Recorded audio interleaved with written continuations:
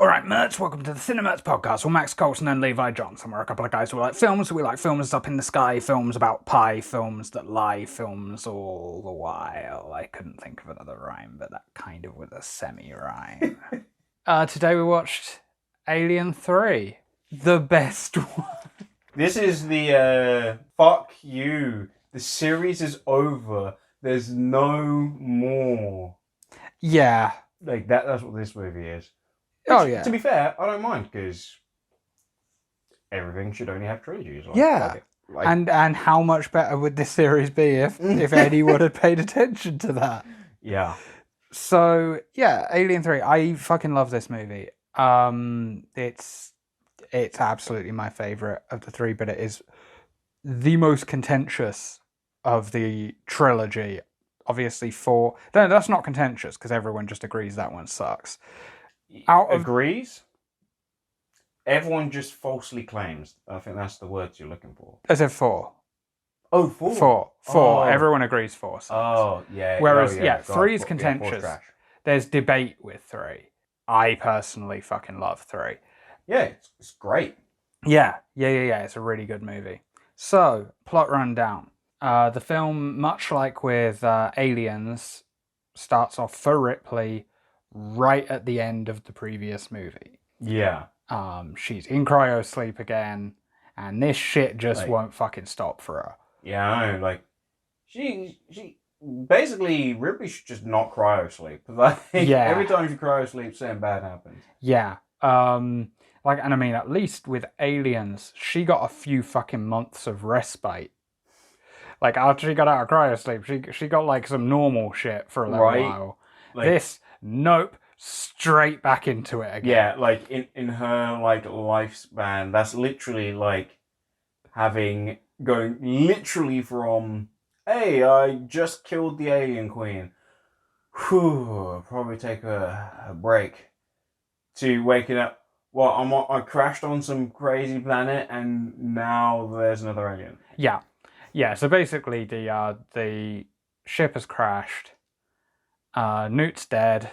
Kyle Reese is dead. Yeah, and Bishop was kind of already dead.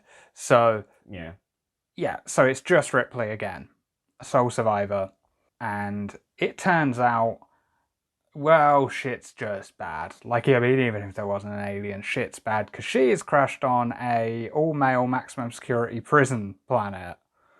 Which, I ain't even gonna lie, this prison planet, just Weyland Yutani, they just got money to blow, man, because they're yeah, that planet's gonna be a prison. Cool. How many guys are here? 25. You're like, what? Planets? The way this film franchise treats planets is fucking ridiculous. Yeah. Doesn't the rest of that planet still have probably minerals and resources, and you could use that thing? Nah. No, it's just a prison. Seems to just be how all planets are in this universe, where it's just that every planet is just one settlement, and that is that'll do. It's the Star Wars effect, unfortunately. What's Tatooine? Desert world. Planets usually have a whole range of ecosystems. Yeah, we live on one. Yeah, I was gonna say, have you ever been to Earth? Yeah. There's oceans, and then there's a jungle. There's some deserts, some ice places. It's not just one thing. Yeah. Well, not yet. But yeah, it's a prison planet, yes, with a very small population, but there you go. Ludicrously small. Smaller than any actual prison. Yeah, I know. You think that these guys will be yeah, he's a hyper murderer. He just killed a bajillion people. He murdered an entire planet on his own. That would be interesting. Yeah, they're just as effective killers as the alien. Yeah, but I mean, one of these guys is someone who got drunk while working in a hospital. And that warranted no, you need to be on your own planet. I don't understand. See you in 6 months, bitch. Why would you send someone out to a prison planet for a 6-month sentence? Surely that would be. You got 7 years, but they come back every 6 months, don't they? But Oh yeah, that's it. But even 7 years, surely that would be a life thing. Surely that would, if you were only putting 25 people on their own fucking planet, they would be the worst of the worst. It would be exclusively for life sentences, not like fucking 7 years. Like, we'll be back to pick you up. Like, okay. Yeah. Like, what? Yeah, it doesn't really make any sense. But anyway, other than that, though, I will say the world building around the planet is very, very interesting, as we learn, because the 25 inmates have all developed, like, they've all found God, and they've got this whole, like, religion, and they've taken a vow of celibacy. Yeah. Pretty easy vow, to be fair. Like, what's that? We live on a prison planet with just dudes. Guess we'll be set. I guess. No, I mean, that real prisons would definitely. Yeah. I just thought about it. Like, yeah, that makes some sense. Yeah. Sorry about hep brain. You lose that in prison. It's fine. But yeah, they've all taken a vow of celibacy. They're all like trying to sort of, I guess, atone. It seems initially like, okay, guess it's just a crash, whatever. But obviously, this movie's called Alien 3, so you kind of know what has to have happened, right? So Predator. So Newt, like she goes to like look at Newt's body, right? She's like, I need to see, and she's immediately like, okay, I need to find out if a facehugger's got on it. And it's kind of cool because it's like a kind of clever misdirect, right? Where it's like, okay, so like that's how we're gonna get it. Newt's gonna have had a facehugger, and then she kind of strong arms the doctor into doing an autopsy, and seems fine, but just to be safe, chuck the two bodies into the furnace. And Sigourney Weaver's acting in that scene is fucking awesome. She's great in all three of these movies. She is so fucking good in these movies. It's fucking amazing. It's like, damn. To be honest, she's good in 4, like in terms of her acting performance. She's trying. It's just, bad script is bad script.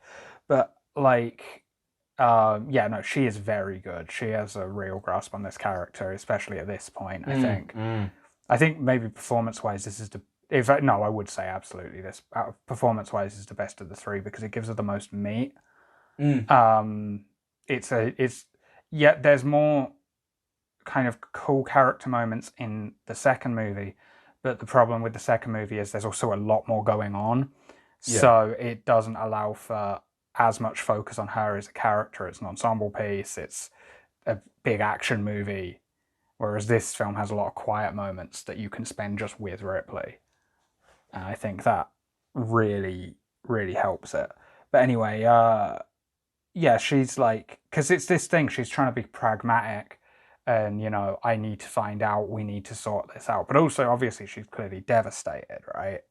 Like her basically surrogate daughter is dead, and she's having to think like, okay, now we need to burn the body quickly, so to make sure that like this stops. It's pretty rough as well when you actually think about it, because to her, like, only like a few hours ago did she like go into Big Mama's house to like fucking save Newt. Like, yeah. This has all just happened. So like, but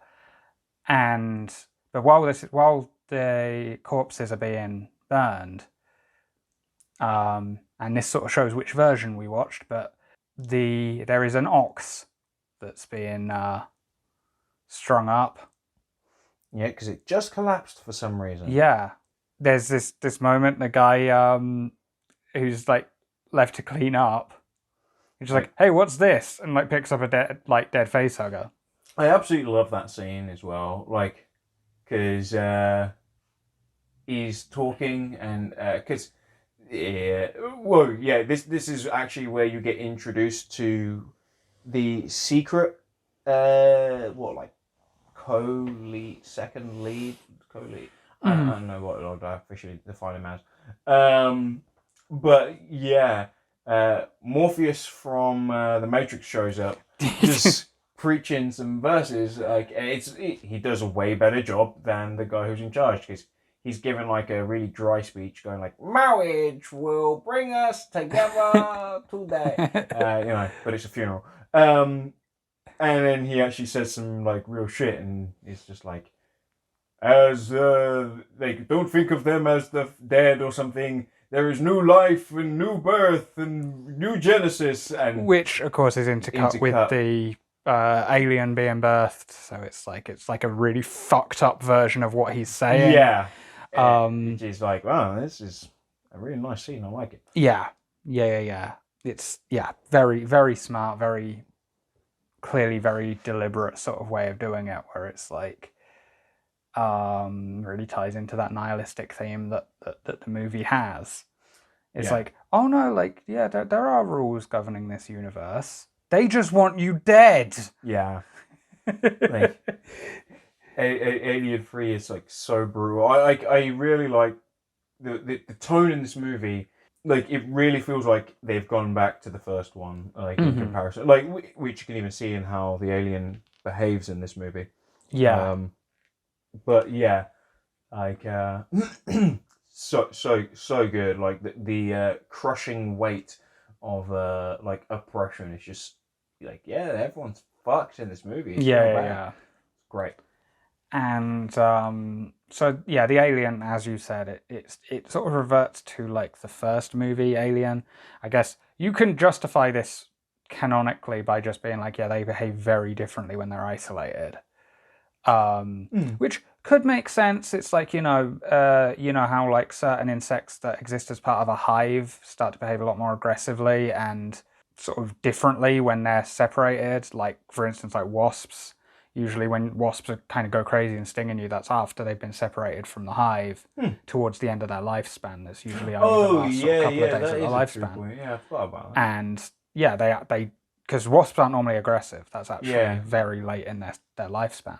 Yeah, they only get aggressive like at the end of their life because like they're like, you've done all your service, leave and go out. So they're like, fine, I'm just gonna eat and drink as much as I can until I die. So they get super aggressive about it. Yeah. So, you know, you can kind of go, okay, well, it's part of a hive collective, it's been separated, so it's behaving in its own way. Canonically, you can justify that. I don't know how far out that is, but you can justify it in that way. So the alien kills initially some guy who's working in the air vents. I love that scene.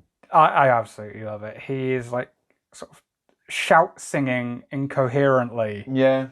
In the vent. Like, man's just doing his like, was it Philip J. Fry and like the thing like, I'm walking on sunshine, you are walking on sunshine. And then he's like, what's this? There's like a hole. Let me just have a quick look at that. There's acid in my face. Oh yeah. Yeah. Yeah. So, but like he gets sort of, the alien kind of like leads him to go into the vent and he minces. Yeah, he falls into the big fan, which... Yeah, in the fan, yeah. Which I was then like... Remember when video games just had, like, big fans in them? Yeah. Like, you just get to, like, knock people into a big fan. Yeah, that needs to come back. Why would they delete this? It's really good. Like, hey, let's play Assassin's Creed. Yeah, but where's the giant fan, though? Like... It's just like the fucking Renaissance like giant fan. Yeah, like who did they have? Like, what was the Da Vinci or something? Like, be the great inventor, and he's like, well, Da Vinci's in Assassin's Creed 2, yeah. Yeah, so they're like, I'm Da Vinci. I've made a giant fan. They just push a guy into it. Like, that's the whole point. Just to assassinate someone. Like, that's the whole setup as well. He's like, oh yeah, what are you gonna do? Like, Da Vinci like built this big ass fan like at the end of a corridor, and then like, one of the guys just walking along, like you see Ezio sneaking behind him, just push him into the fan. Like, why do you just stab him with the like hidden blade? Like, good Da Vinci. Like, it's an accident. It's plausible deniability. Yeah. So yeah, the first guy goes into Da Vinci's fan, and then at that point they go to investigate, and the doctor sees an acid burn that is like the acid burn on on Newt's cryopod, which is the whole reason that Ripley's like, we need to check her body. So he goes back to Ripley and is like, look, you're going to have to tell me what the fuck this thing is, because clearly it's a thing. Yeah. You know, at this point, they drag in the... oh, no. Nope. No, I have completely skipped a moment. So, while this is happening, there's a group of other guys that get attacked by the alien. No, what happens next is Ripley's like, I need to know what happened. I'm going to go get the robot. Oh, yeah, she goes and gets Bishop, yeah. And that's when some guys try to assault her. Yeah. Which... set to jarring industrial music for some reason, where none of the rest of the soundtrack sounds like that, and it's really odd. I didn't notice... I guess I was too distracted by the fact that, like, as, like, the guy like cuts, like, her belt and stuff, and, like, they're about to start doing, like, the bad things. He just pulls his goggles down. Yeah. Like, I'm like, what is this? Like, safety first. And, like, remember, like, always use protection. Like, goggles. Like, yeah. What? Yeah, it is really odd. He's got to put on his rape goggles before he can really goes down. Okay. Yeah, that is odd. But also, the soundtrack was very odd. It's just like this sort of distorted guitar and this kind of, like, industrial sort of Ministry style voice that's kind of low in the mix, and it's like, nothing else in the entire movie sounds like this. The soundtrack's really sparse anyway. There's except for towards the end, there's the sort of first parts of the movie are quite light on score. Just very quiet. Like, it's a really quiet movie. Yeah, it is. Yeah, and then Morpheus saves her. Yeah. He rocks up and just starts battering all these guys, and he's like, stop trying to hit me. Yeah. Like, it's pretty crazy though, because he rocks up with a crowbar and he just starts beating these guys up, and you're like, so you're telling me, like, none of those guys died? Or like, right. He like whacked that guy like in the face with the crowbar. You could see like this fucking like residue of like blood and everything on the crowbar. Yeah. It's like there's like a lot. I felt like one of the guys should have died, but... Yeah. Ripley gets a punch in as well. Checks out, obviously, she checks out, like, the flight log to find out whether there actually is an alien or not. She basically needs a computer that can talk, which is a really bad way of designing a flight log. There's no, like, text readout function. Right. Like, why would you make it like this? It's like... It's just hard for no reason. Okay. Yeah. So, especially considering, like, up until that point, like, pretty much everything you see in these movies has been, like, basic text readouts. Mm-hmm. So, like, clearly talking computers aren't that common in this universe. Damn it. No.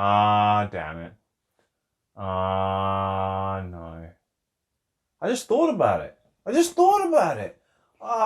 never even bothered to even think or contemplate the fact that androids are fucking computers. Yeah, I see that look on your face where you're like, wait a minute. Everything's got like fucking huge ass cathode ray tubes.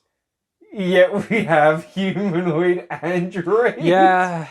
I suppose though. Okay. That's fine. Actually, that's fine, because at no point does it ever imply that what you're saying is anything like the peak of technology, right? So, except in Alien 2, when we get to spend a little bit of time with Ripley on Earth. Oh yeah, that's true. I forgot about that. Yeah. Okay, right. No, that's kind of stupid. But whatever. But then again, that's actually just a bit of an issue with Alien 2, to be fair, like as a whole, because everyone is just like, I'm still wearing clothes from the 80s. Like, yeah. It's right. We kind of talked about that when we watched that one. Yeah. So it's like, oh shit, there is an alien now, and that's when the guys get attacked, isn't it? The other three. Yes. Because they're walking down in the tunnels, just doing some regular maintenance work, and they've got like candles as a trail, And then they look back and they see like the candles going out like one at a time. Yeah, because this alien has devoted a lot of its XP to stealth. Yeah, it's like some fucking Splinter Cell. Like you can sense like it's got like the little light sensor bar going up. Yeah. And you're like, oh, I'm gonna have to turn out that light source. So he's just walking up to light sources and turning them off like one by one. Meanwhile, his night vision goggles are glowing so brightly everyone will be able to see it.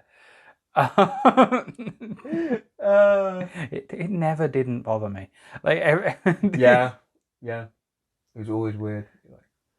I think like, it'd be fine if it was a more video gamey sort of game, right? If it was like something even like Metal Gear Solid, where it's like this is a very video gamey man game. hides in a cardboard box. Yeah, but Splinter Cell's supposed to be so grounded, so something like that stands out a lot more. Anyway. The Splinter Cell alien, kills two of Tom Clancy, just then kills two of the guys. Yeah, and the surviving guy, unfortunately, is a crazy person. Yeah. Who, I don't know how he was ever in Gen Pop in any kind of prison. You'd think even for the guards' personal safety, they'd be like, yeah, we're going to put you somewhere else, because you've clearly got some shit going on that we're not equipped to deal with. Yeah, right. And we don't want to get killed. Like, this is the latest stage capitalism possible. We're like, he can still do the lead works. Mental, health guy. Yeah, just go to this, prison planet that's got a big furnace on it. Like, whatever. Yeah. Like, don't you want to give this guy, some therapy or something like that? That shit costs money. And we don't have time to waste money on that shit while we're devoting whole planets to tiny operations that there's no reason to have its own planet for. Like a fucking lead works, really? I know, right? Like, what do they even do? It doesn't even seem like they do work. They just live there. Yeah. I guess they have to do work, right? Otherwise there wouldn't be a lead works, but I feel that I don't know how important lead is in the future. It's not that big of a thing now. I mean, it does get used, but it's not what it was, because obviously lead is kind of really dangerous. Yeah. So it tends not to be used if avoidable. Unless you need a pretty good artificial sweetener. Lead is sweet. Yeah, okay. Don't eat lead. Don't eat lead. No, that's even a little bit. There is no safe amount. No.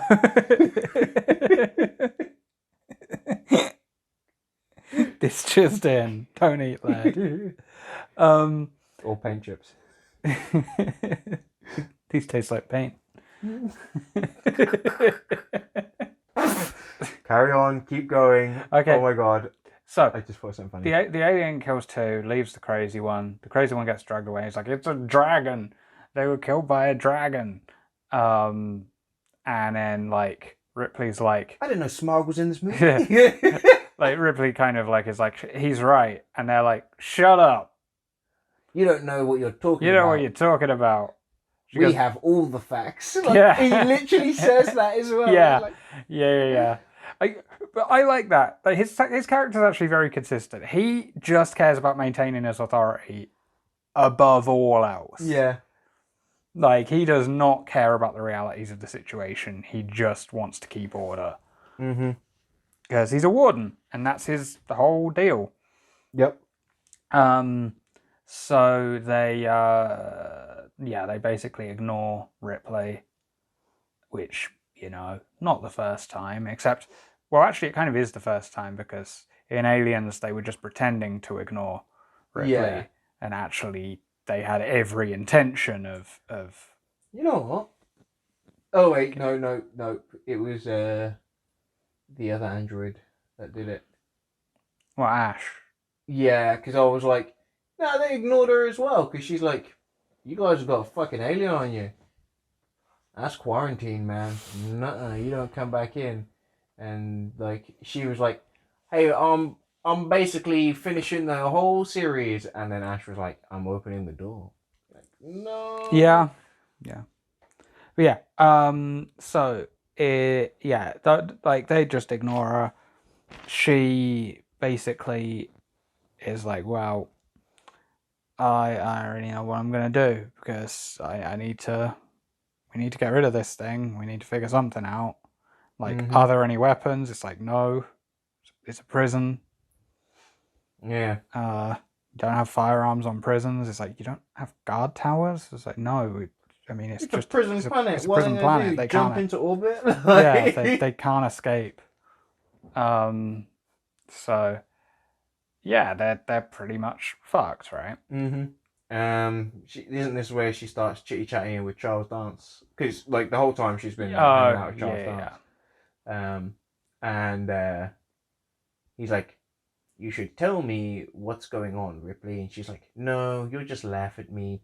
And he's like, I've literally been like the only cool guy here. Like maybe like Morpheus seems cool because he said a nice thing and stopped you from getting raped. But like otherwise, I've been like actually your friend like the whole time. Come on, man. And she's like, only if you tell me why you're in prison. And he's like, fine. And opens up to her about like his traumatic story about getting drunk after doing like a 36-hour shift or something. Yeah. Because like fucking late stage capitalism much like Jesus Christ, like 36-hour shift and it's a split. Yeah, like or like he's still on call. He was after still on 36 call hours. after that. Which... Like Jesus Christ, like don't let drivers go that far. And then they're like, yeah, now you got to do surgery on like what was it? There's like an accident where there was like so many people. I think it was like didn't they say 31 people? Yeah. Got injured, and then because he was drunk, and 10 died because of him. Which is like, wait, he did surgery on 10 people. You know what I mean? How long was he doing this for? Like I don't think you could even blame the booze at that point. That's just sleep deprivation. Like, how? Yeah, he tells this emotional story about how he's like, yep, and he's like, do you still trust me with a needle? And she's like, I trust you, and puts her arm out, and then like he starts injecting her. And the alien's like, surprise, bitch! It like fucking pops up behind him, just fucking. He's like, yep, there you go. Charles Dance just out of the movie. And I'm like, what the fuck? Like, I ain't gonna lie. I've got like, I think 3 big complaints in the movie. This is one of them. Yeah. I'm like, what is this? Fucking Oblivion? Where you're like, haha, we got Patrick Stewart in the fucking movie. Or in the game. And then like, you just kill him like right at the start. And you're like, yeah. Okay, bit of a waste. Like, Charles Dance just fucking going ham, like just being like, yes, it's me, Charles Dance. I mean, they killed John Hurt in the first sort of kill in the first Aliens, so yeah, but that was a misdirect. Yeah, that was entirely a misdirect. That was a misdirect. He was the bankable name, so like, that was the point. That was the point, right? Like, this is just wasting a good actor for no real reason. Like, what? Why are you just wasting Charles Dance? Like, yeah, all right, yeah, because it feels a bit like some of the kills I do feel in this feel a bit shock value. Yeah, which I think leads us quite nicely into the next one. So Ripley runs away and is like, I need to tell everyone. And she's like, it's right as the warden's giving his speech about how everything's like pretty much fine. It's like, oh no, there's just, look, one guy might have killed like a couple of people and then someone fell in a vent. That's it. I fell into a fan. That's it. There's nothing beyond that. And then she's out there like, no, the alien's here. The alien's here. It's killing people. And he's like, no, it didn't. Everything's fine. And then like as he's saying that, the alien just pops out of the ceiling, kills him, and runs away. Just instantly. Like, which is so. Like, this is the thing, that's an annoying one, I think, because that one feels like it's out of a much worse movie. Yeah. That feels like the sort of kill you'd get in, like, a fucking, like, a standard slasher film. Like, a fucking, where Friday the 13th movie. I already told you, there's nothing wrong, stab. Yeah. Like, it's the dramatic irony kill, like... Yeah, it feels weird in this movie, especially considering it's really inconsistent with how the alien acts. Yeah, because like they're in like a really crowded room. A crowded, well-lit room, yeah, and then it's just like vent kill, and you're like, what? Yeah.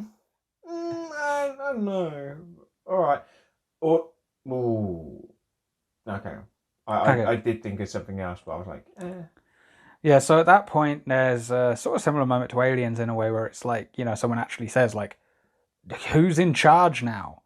And it turns out it's this guy, 85. Why do they call him that? Because that's his IQ. like, don't call me that. Like, yeah, sure thing, 85. Like, yeah, 85 is basically in charge. Which means Ripley's basically in charge because no one's going to listen to that guy. Yep. Like, it's happening again. Like, at this point, if I was Ripley, I'd be like, well, I've survived 2 encounters with this thing, so I just have the most experience. Like, yeah. No ifs, ands, or buts here. Shut up and do what I tell you. But 85 contacts the company. Yeah. About it. Which obviously means now Weyland-Yutani are interested. Then, like, Ripley is like, she comes up with a plan to trap the alien. Like, basically, 85 shows her this nuclear bunker that they never used. So it's like, hey, this big bunker, nothing's getting out of that. So they're like, okay, we'll lure it in. They don't like fire. So there's that great thing where he's like saying, no, we don't have anything. And she's like, what about fire? Because people have been able to do that since this dawn of civilization. Yeah, like, and it's like, you don't have to get sarcastic. Yeah. Which I think is a pretty good line. Yeah, it is. I quite like 85 as a sort of, he's a very believable dumbass. Yeah. It, like, given the context of his job as well, where it's like he's just a yes man. Yeah. Cause I don't know why people are like, yeah, the guy's an idiot. So they're like, he's Lenny from like fucking Of Mice and Men. Yeah. He's like, let's go, George. But no, he's like, yeah, I'm just a guy. I just make stupid choices because I'm an idiot. Yeah. Yeah. So the plan is like, create fire, scare the alien, like bottleneck it into the bunker, which does work, but with a bit more death than I think they were hoping for. Yeah. Basically, It kills one of them, which because they get all this like super flammable material and they're like painting it all over the vents and everything, and then this dude has a flare, and the alien kills him, so he drops the flare, and the fire all starts. Yep. And like fucking Morpheus runs out and he's like, there will be machine. throws a Molotov cocktail at someone who's already on fire, and it does effectively work. But one of the guys also ends up trapped in there with the alien. Like the alien chases him into the bunker. Then they seal it. It's like, okay, sorted. Not quite. Remember that crazy guy? Yep. Golic, you stupid son of a bitch. Like, he has, like, a, what's it called? Remember like that Godzilla fan? Remember that dude in Godzilla who was a big fan of Godzilla? And he thought there was some sort of weird mutual respect between them for some reason? I won't have that said. He knew what he was doing. Like, and Godzilla did respect him. Because Godzilla... He gave him that look of... Godzilla gives him the respect nod, which is more than... what's it called? Mr. Park gave, like, that guy in the movie that shouldn't have won Best Picture because Joker should have got it. Yeah, Parasite. Parasite, yeah. Like, he didn't get the respect nod. Yeah, the Parasite comparison's better, to be honest, yeah. Like, fucking Godzilla, like, he salutes Godzilla, Godzilla sees him, gives him the respect nod, and then atomic blasts him. Fucking amazing. Yeah. No. Golic is more like that guy who survived the Reaver attack in Serenity. Firefly. Yeah, because it's funny, it's a movie. Yeah. He's more like that guy because he's then like, yes, he can only do one thing. He has to become what he saw. And yeah, because Golic's like a serial killer. Yeah. And then the alien's just so much better than him at killing stuff. He's like, it's amazing, because after he sees it kill Charles Dance, he becomes like completely enamored by it. Mm-hmm. Yeah, Yeah. he's like, Before letting the alien loose, he kills a dude oh yeah, with a fire extinguisher and is like, no, he didn't kill that guy. He just knocks him oh, out. he knocks him out. Yeah, of course. He He kills kills like the was it the guy guarding where the alien is? yeah. Or like just kind of chatting with him and then being like, Yeah, he like slashes surprise his throat. slash move. Yeah. Like, Yeah, he slashes his throat and then he's like sorry. Which is a pretty realistic depiction of those kinds of violent killers a lot of the time, because in a lot of cases, yes, even serial killers feel massive amounts of remorse for every single kill. It's really, really common. damn. And they because they're they're not like emotionally right, so it's like a compulsion that they have to do, and then and obviously because he's a crazy person, like he's not evil, he's crazy. Yeah. He is like, and yeah, he lets the alien loose, which is a little contrived, but it doesn't bother me that much. That doesn't actually bother me. I was way more annoyed by the what's it called?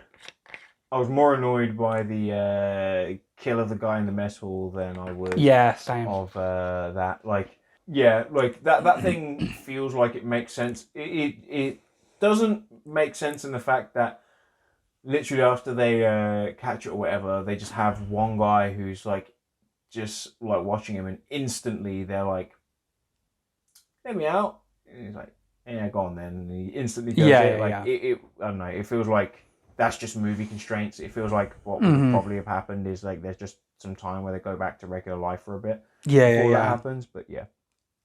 But him letting him out is established well enough within the story. It's it works. Like I say, it doesn't feel super contrived. So yeah, around this time, like Ripley's starting to get more and more ill, so she goes into the. Like if you're paying attention, like the very start of the movie, she's just off like the whole time. Like she has a bit of a weird nosebleed. She's coughing. Yeah. Blah, blah. So she goes into the Medipod thing, gets gets scanned, and there's an alien in her, but not just an alien. There's an alien queen in her. So now Ripley is Big Mama's house. It's just Martin Lawrence, like in a way. Just Martin Lawrence is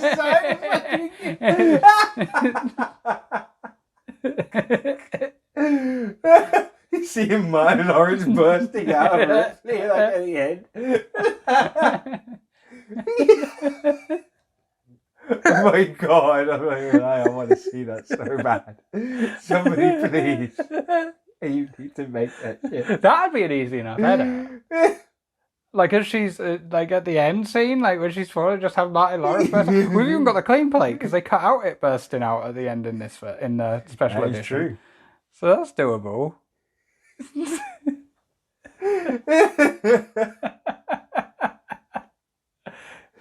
Oh yeah, okay.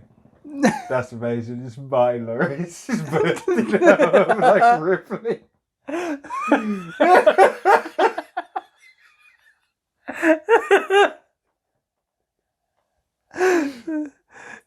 Yep. Okay, that's gotta be. Oh my god. Replacing the Alien Queen with Martin Lawrence just has endless comedic potential. It's just so yeah, she finds out she's pregnant with Martin Lawrence, and she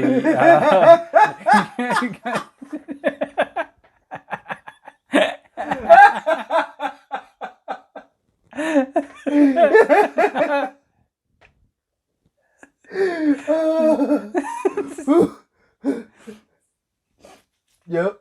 And so, like, which also explains an earlier scene when Charles Dance got killed because the alien didn't kill her.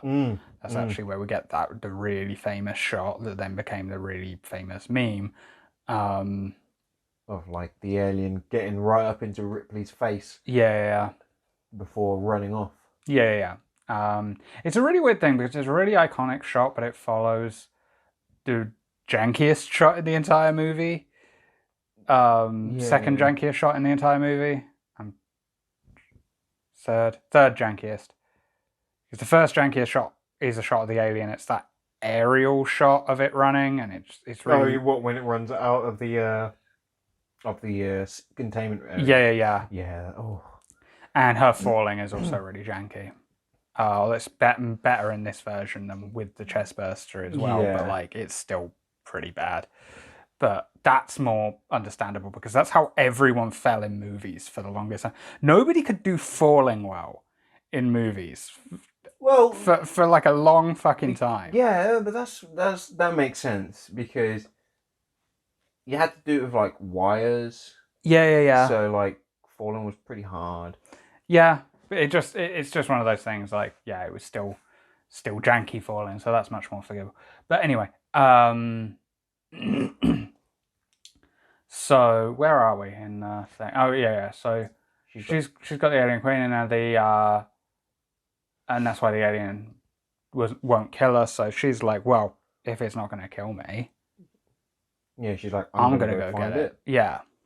So she does, but obviously they don't have like guns and shit, so it's not like she can really kill it. Yeah, she's like, can I hit it with this pipe? Yeah. And instead it just kind of hides from her. Yeah. Like, because it won't attack her, but it just stays back. Oh, and at that point, that's when 85 tells the company, like, she's got an alien in her. And they're like, we'll be there in 2 hours. Yeah. Like, we're going to be right there.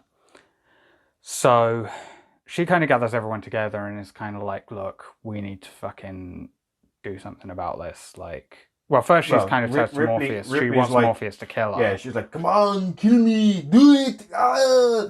And Morpheus is like, no, you are the one. Yeah. So, yeah, then it's like Ripley and Morpheus trying to convince everyone to, like, help them kill the alien. And then 85's like, no, they're just the company will come and they'll make everything fine. And she's like, last time they were okay, like, killing like a shitload of Marines.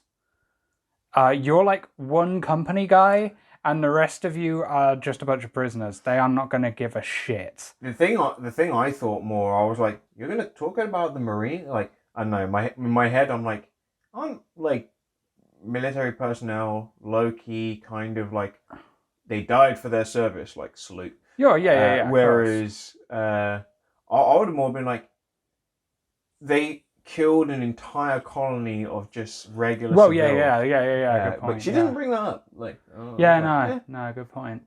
And not just a colony, but a colony of people who exclusively work for them as well. Yeah. It's their colony.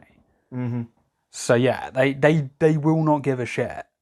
But everyone kind of goes with her and Morpheus because Morpheus does a big speech and he's like, "We are still here," and like gets them all riled up. Pretty good. He's like, "Do you want to live forever?" And he just stood there like in like the shiny like armor and like a brassiere.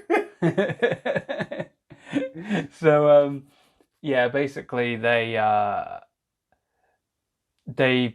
come up with a plan to kill the alien using this big like piston. Yeah, because they're gonna push it into a little hold. Yeah. Pour molten lead on it. Yeah. So basically the idea is there's a bunch of doorways leading up to it. They've got to seal all of those doorways, but make sure the alien's in there. They do, but they lose basically everyone in the process. Yeah. So it's just Morpheus, Ripley, and some other dude. 85's around, but that's because he wasn't involved. Yeah. Right. So, like, of the people involved, it's just the three of them. they're like Morpheus and Ripley get trapped with the alien where the lead needs to be poured in. So like Ripley starts like climbing up. First she's like, I'm just gonna stay here, pour it on both of us. Pour it on me because I can die. Yeah, And then Morpheus is like, no, for some reason. Yeah, it doesn't make any sense. So like it'll be more dramatic later. Go. So she starts climbing up the thing. And then Morpheus is like, I'm gonna stay and fight this thing. And it's kind of like when he jumped out of the wall, right? Like you pointed that out. It's just like when he jumps out of the wall in the Matrix. Just like bam, he's like, for the revolution. Yeah. And he just starts fighting the alien, just bare hands again. Yeah. I'd love to see someone actually punch out an alien in one of those movies. Like, I'm not saying like knock it out. I'm just talking about like getting a solid enough punch that it actually like knocks it over for a second. It has to reorient. Just there, like bam, welcome to Earth. Just like fucking Brian Blessed with the fucking polar bear. That really happened, by the way. Like Brian Blessed punched out a polar bear. That dude's a fucking legend. Like he punched it hard enough, it ran away. He scared away a polar bear because he punched it square in the face, which might have just been a case of like, no one's ever done that to me before. Yeah, I'm a fucking bear. No one actually attacks me. That doesn't happen. I really like that because now, like, because obviously Charles Dance, Game of Thrones, Charles Dance as Tywin is my second favourite character in Game of Thrones, behind the best character, who is Robert Baratheon. Robert Baratheon is the best character. I love him. I enjoy that he's this pathetic fat old man who only lives on the glory days because, yeah, it's funny. Like, but he's really kind of charming a bit. But at the same time, you're like, this guy sucks. Yeah, like, he's a terrible king.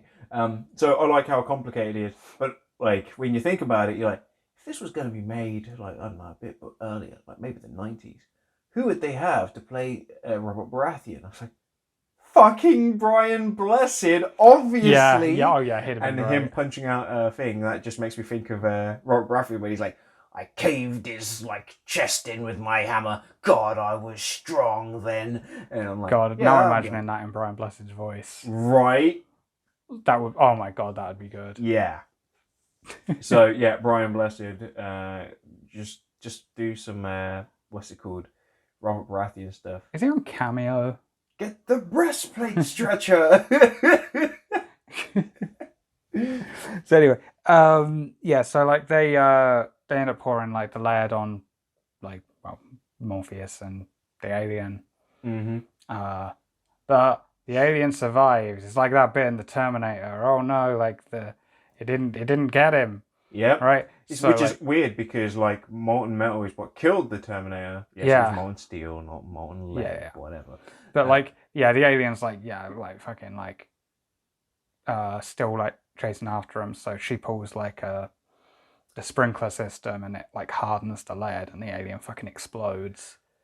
I just like the idea that it was like more like the alien was just like the Witch of the West who's like, I melted. Like, huh. Water was its one weakness the whole time. It's like science. Like, water, the most common molecule in the universe. Like, what's that? A planet with water on it and it falls from the sky. Better attack naked. What I love about that is that they kill it with like the most abundant resource on the planet and then go, it was fate. No, that was just gonna happen at some point. I mean, that was just inevitable. Like, what happened one day is just like fucking foggy. It's like, ah!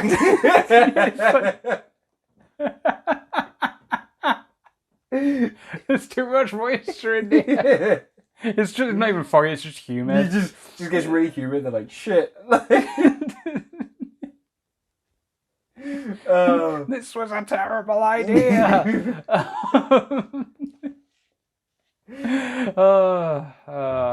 I know ripping on signs is really passe. It's been passe for like probably since Scary Movie 3 did it, but I don't care. It's still fucking stupid. Yeah. It's a bad movie. It's just a bad movie. I don't get how that's one of the Shyamalan ones people defend either. Because awkwardly, when looking at the rest of his catalogue, well, they get worse, but yeah, like We'll do like a Shyamalan rundown maybe one day. Yeah, probably. Not watching all the movies. We'll just do one movie and then just talk about all the others at the same time. Yeah, I'll do a separate thing from the podcast where we just do a sort of thing where we just talk about them. Anyway, Night Scamalan. So yeah. So basically, at this point, the Weyland-Yutani guys show up. Mm-hmm. Wearing very silly costumes, and the guy who I keep wanting to call Charles Whalen, but that's just the name of the guy from Alien vs Predator, who canonically makes no sense. Yeah, he's accidentally called Whalen because they weren't in the same. Oh wait, that's Alien vs. That's Alien vs Predator. Sorry, because that guy, Charles Whalen, who is also played by the guy who plays Bishop. And it doesn't really make any sense. Yeah, because it's like personally, this is one of the other things I hate. I actually hate the fact that Weyland-Yutani is fucking Bishop. I'm like, no. Yeah. Like, this is because you couldn't get around. Like, when you used the Bishop android, you had to use his voice. So you're like, well, he's on the casting now. I might as well fucking put him in the movie. I don't care if you guys were like, oh no, he actually thought about it. No, he didn't. He just made it up. He was like, this is budget cuts, man. Like, might as well get you on screen. Yeah. Wasting my time.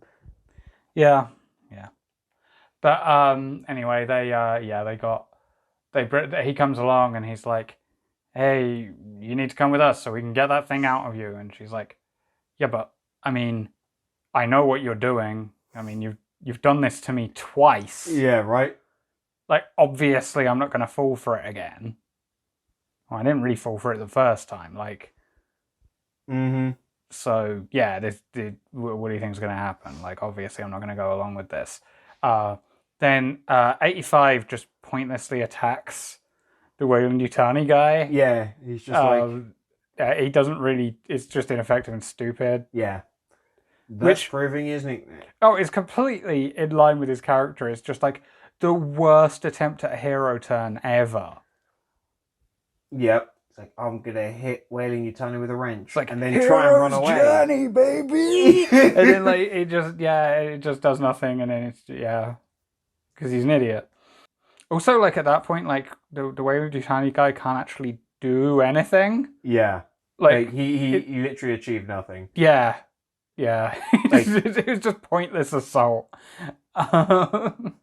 So, then, because, he's like, like, come with us, let us help you. And she's like, no. You want to say it? I actually completely forgot because I was thinking about something else. And then he's just like, wrong answer!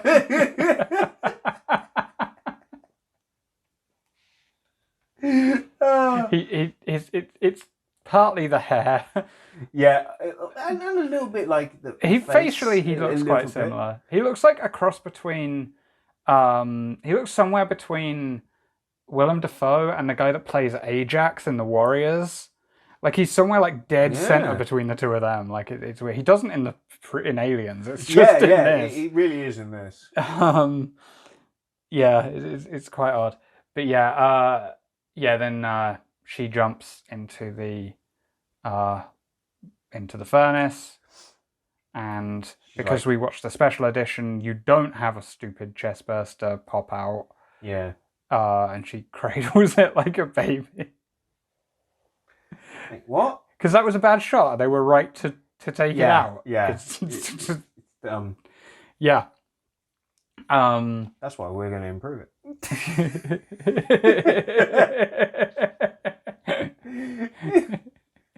I'm like, I wonder if Martin Lawrence has a catchphrase in those movies. It's been so long. I can't remember anything about them. The thing is, as well as that, because there were so many movies like that around that time, they've all merged into one movie for me anyway.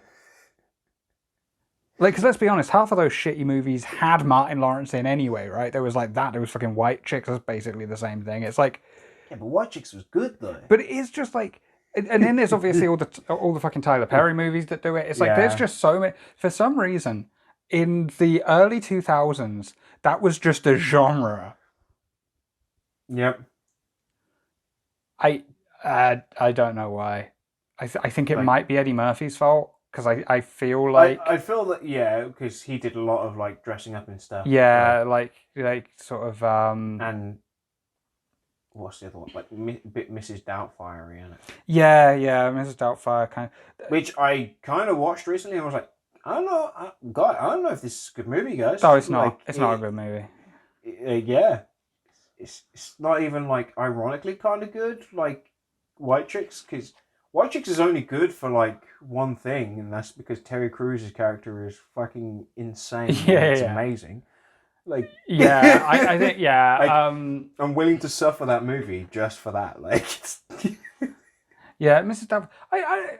It's probably controversial now that Robin Williams is dead, but there aren't that many good Robin Williams movies. Okay, most of them are bad. Patch Adams is terrible. Patch Adams is fucking god awful. Yeah, most of his films are just like overly sentimental shite. And yeah, Robin Williams was very funny, but he was very funny like in certain contexts when he was able to be. He didn't.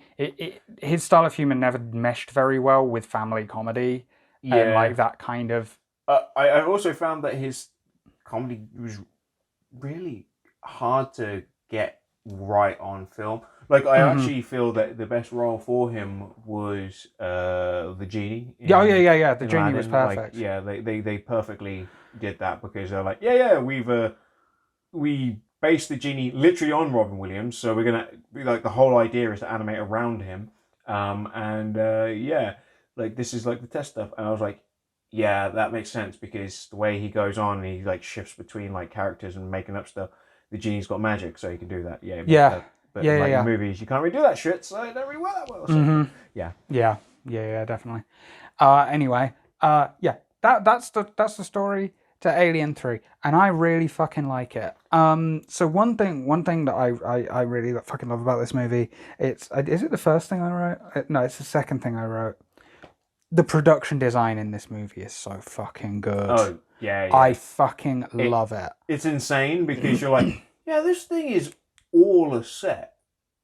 Yeah. At no point are you like, where's the set? Like, it's like the Nostromo, except way bigger. Like, like in Aliens, there's moments where you're like, it takes you out of the movie, where I mean, like set design wise, where you just go, that's a set. Like the exterior shots. Yeah, nothing in this film looks like a set. Yeah, it looks real. It looks like this real thing. Except you know it's not because it's a real thing that doesn't fucking exist, right?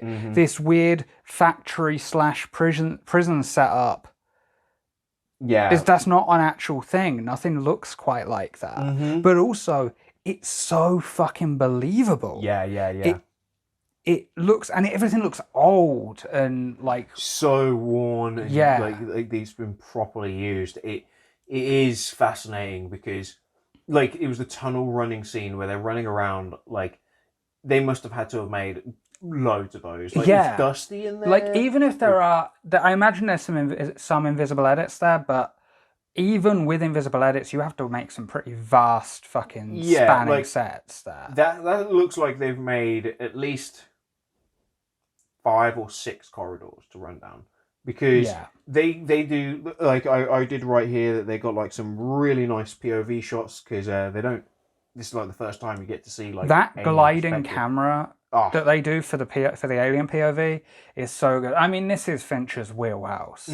You know, just watch Fight Club, watch any of his fucking movies, and you can see that kind of same gliding camera. He loves that. He loves the disembodied camera thing where it's like, you know, why tether it to what feels normal? Yeah. But with this, it's used very functionally because the rest of the filming, there's some interesting angles, but it's still shot relatively standard, especially for a Fincher movie. But that just makes those POV shots stand out even more for me. And yeah, those POVs, it's got this wide angle lens on, and like I feel like the saturation is a little bit boosted as well. Yeah. It's subtle. It's a subtle change to it. slightly alter. I'm not even sure if it is a saturation. It might be a contrast boost. Yeah, I think it's contrast. But either way, it's just different enough without being distracting. Mm-hmm. And like I say, there's this wide angle, well, basically a fisheye on it. Because it's a nice representation is to see like what it would be like to see from the aliens' perspective. Yeah, because bear in mind the aliens have that big fucking dome head. Yeah. Yeah, like it's interesting because obviously at this point, I consider this like amongst its contemporaries and be like, you do get to see like from that Terminator's perspective. Predator's out now, isn't it? Yeah, by far. This was 90, so yeah, because you got to see from like the Predator's perspective in like the Predator as well. Mm-hmm. You know, like a lot of the difference movies. with any of them though is all of those felt like you were watching a camera with effects on it. Yeah, right. That's not what this feels like. This actually feels like a real representation because what you're getting is that movement. It's moving like an alien. It really feels like you're moving from its perspective, especially when it's running along the walls. Yes, and you're still seeing it, and it's this constant gliding thing. It doesn't like it has a real alien movement. Because... Like I don't know what that rig looked like that they were using. I think it must have been like a sort of crane on a dolly with a sort of some sort of pivoting system. Yeah, I'm imagining like counterweights on it, so it can move. Like freely, but there's so much weight on there that the movement is very subtle. Yeah. Like, because you can see when like they go to turn some corners, there's like just a little bit of swing where the whole like screen kind of shifts slightly, which works because if you're running, you know, you have to kind of lean into your turn. So it makes it feel like a bit more realistic. It's really interesting, like. Choice of how they shot it. Yeah. It's really, really good. It like I compared it while we were watching. I mentioned like it reminded me in some ways of the Evil Dead POV shots, but it's like it's taken what that did and just perfected it, right? Whereas like obviously like the Evil Dead was made on a lot of limitations. That was practically a shoestring budget. You know what I mean? They spent most of the budget for that movie on film. So, like, you know, they did not have a lot to work with. The way they did the POV shots for that movie was a plank of wood with the camera in the middle of it and two people on either end, like a person on either end. Yeah. Running. But it's like, it's that same general idea, but you lose the shakiness, you lose anything that reminds you you're looking at a camera. And I mean, yeah, we're breaking it down as like, you know, but that, you know, because we're fucking nerds about this sort of shit, right? But it's... Yeah, it's really, really cool. Like I said, I mean, it's totally his wheelhouse. You'd kind of... It'd be weird for there not to be interesting camera work in a David Fincher movie, but still. So that's absolutely something really cool. Like I say, the production design is stellar. That world building, as we were saying as well, like this... Like I say, this idea of this unified religion among like the inmates, and you know, and the fact that, you know, they explain it with like the head lice thing, but they've all got shaved heads. Yeah. Everyone in the whole movie has a shaved head. Yeah, like it's so weird because they just basically become monks. Like, if anything, you would have like gone, oh, so this is like some kind of weird church, like it's a monk planet or something. It's like space monks. Like, oh no, they are just criminals, but they've just converted to like some Christianity, and like I reckon from there. Yeah. It's a really interesting thing. It's like it's really unique, and it's just really fucking solid. Like, you know, and I think as well, like, you know, obviously it is a prison / labor camp, which again that's also owned by, like I say, Weyland-Yutani. So it's like, so it just shows just how ever present this company is. It's like, it's not just the alien that's always there. It's Weyland-Yutani. Yeah. They're just always there, always hovering over every single aspect of this story. Like, it's the thing, it's as much as the alien, it's the thing Ripley can't escape. Exactly. And she's always fighting both, right? And And, and this is where her sacrifice really, really works, not just as a good rounding out of like a hero type thing, but also it's like, this is the only way out of this situation. Even if she wasn't like pregnant, it's just that with the alien, it's like, no, this is the only way out of this fucking system, right? This company, which again ties in really well with this whole nihilistic theme, that really makes it feel more similar to Alien 1 than Aliens. Yeah. Where Aliens took away, it had nihilistic elements, but there was also a lot of hope in that movie because James Cameron likes to do that. And I'm not saying that's a bad thing, it's just, it's different. Yeah, yeah. Whereas this is like, no, the world is fucked. Yeah. Right? This is, like, unfortunately, Jeff Bezos just got to the top. He's in space now. Oh yeah. This is Ancapistan just in space. We're never shown any indication of like government or anything. Oh yeah. Like everything is privatized. Everything, the Marines are just a wing of fucking Weyland-Yutani in Aliens. So it's like, this is just absolute.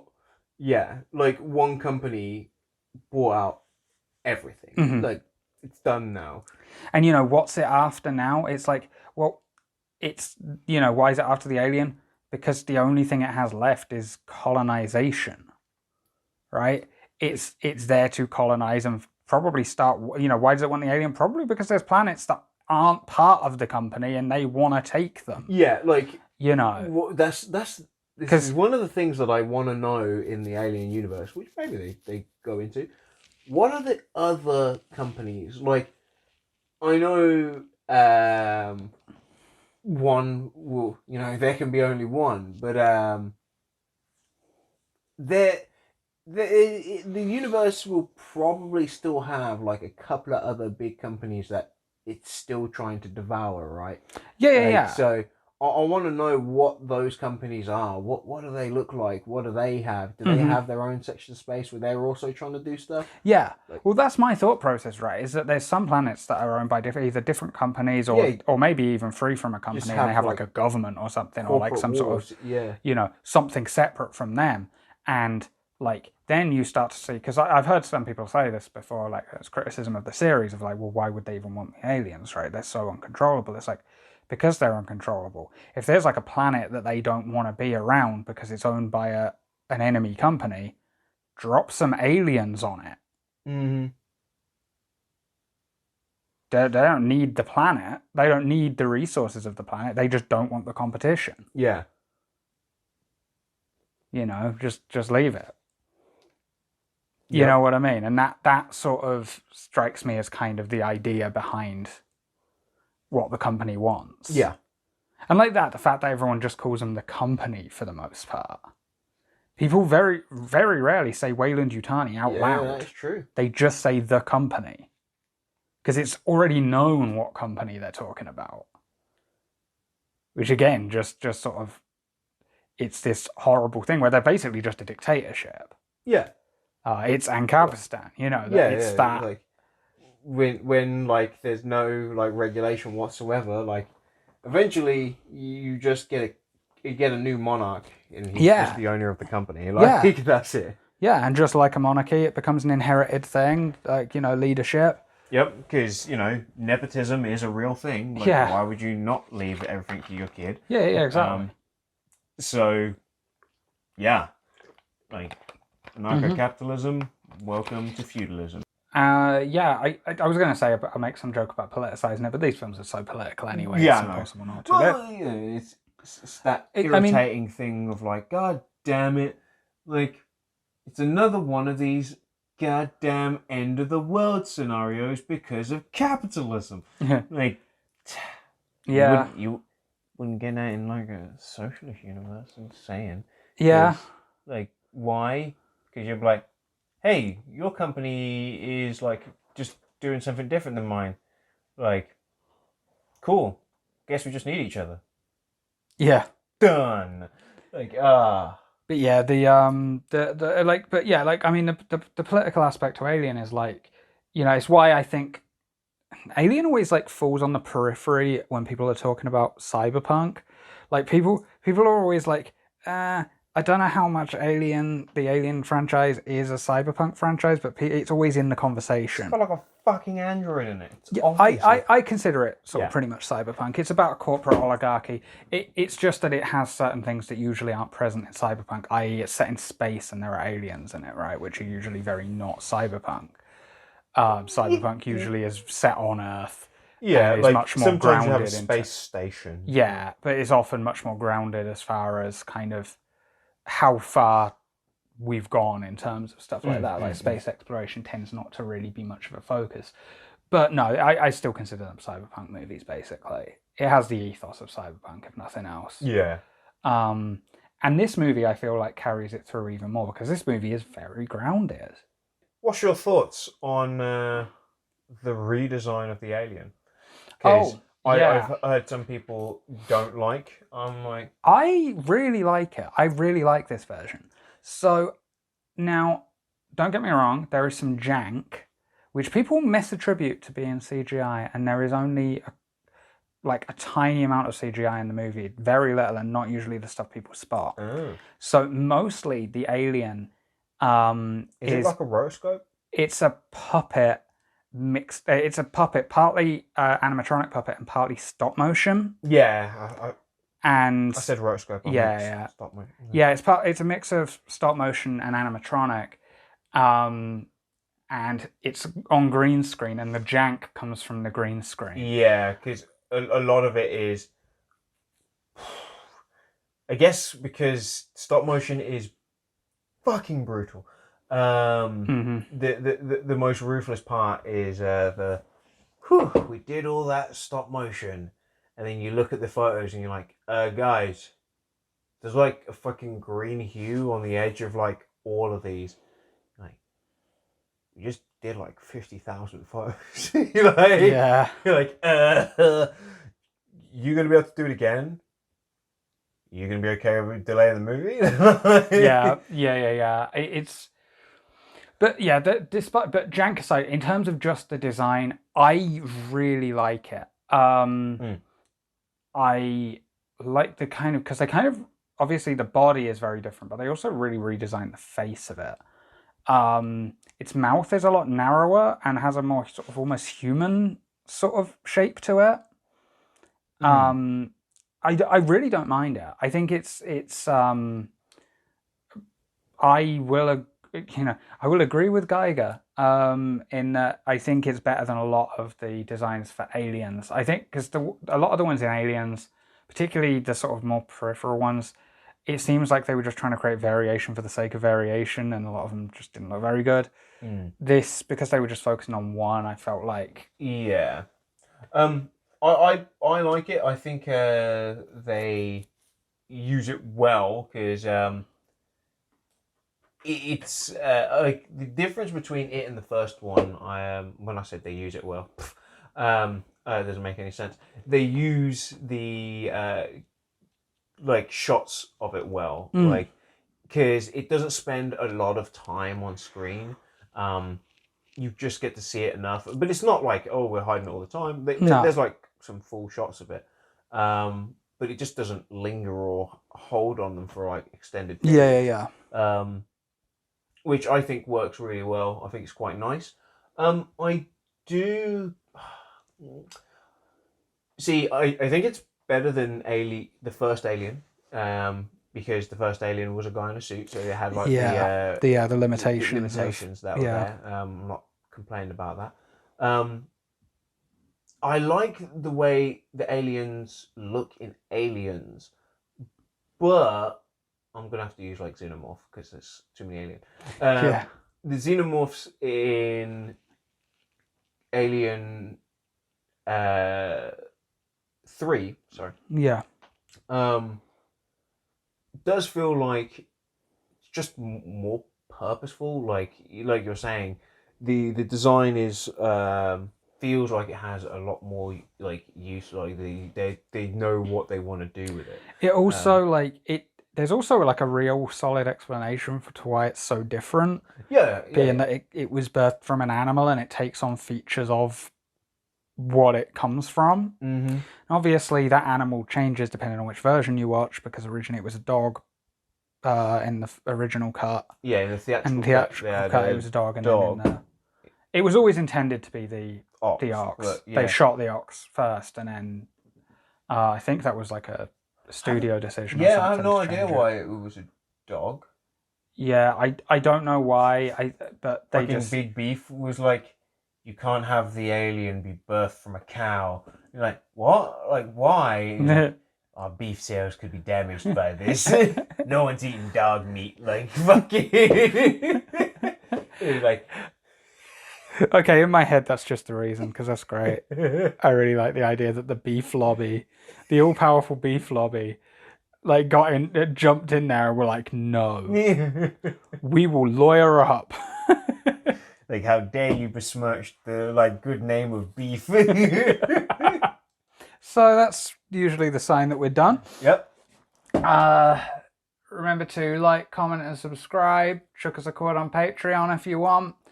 Yep. And until next time, Ian Beale. Ian Beale.